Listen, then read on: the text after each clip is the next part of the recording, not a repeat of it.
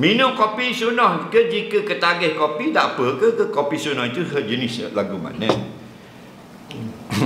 Baik, minum habbatus sauda, bijian kopi yang warnanya hitam. Faham lagi? Memanglah sunnah dan disebut dalam hadis. Nah, tapi janganlah kita pandai-pandai kata Nabi memang minum kopi macam kita ni, kopi latte, americano, espresso, tak usah pandai-pandai, tambah-tambah. Faham lagi? Itu hanyalah benda itu secara umum saja. Ada pandangan ikan benda ini sebenarnya adalah kopi. Jadi kopi tak ada masalah.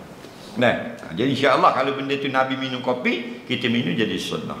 Tapi kalau sebenarnya benda yang disebut dalam hadis itu bukan kopi yang kita minum sekarang, maka tidaklah kopi itu menjadi sunnah.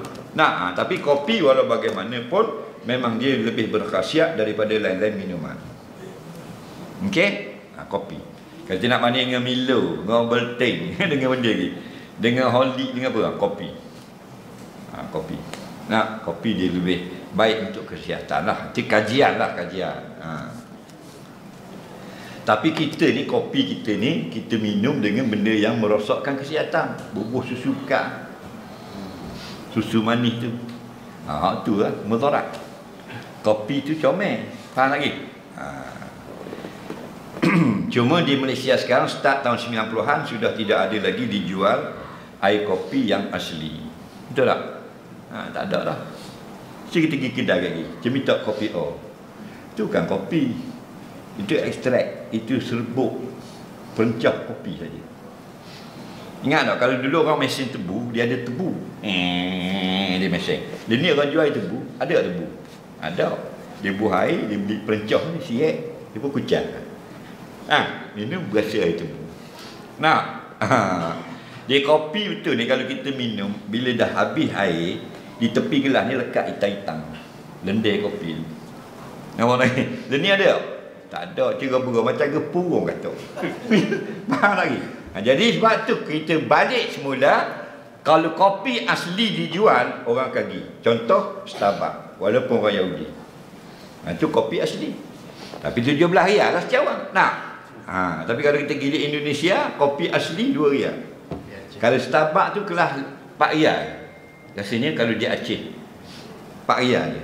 Kita 17. Kan? Tapi dia baik untuk kesihatan. Dia memang baik untuk kesihatan. Tapi minum kopi yang baik untuk kesihatan ni dia tidak ada gula.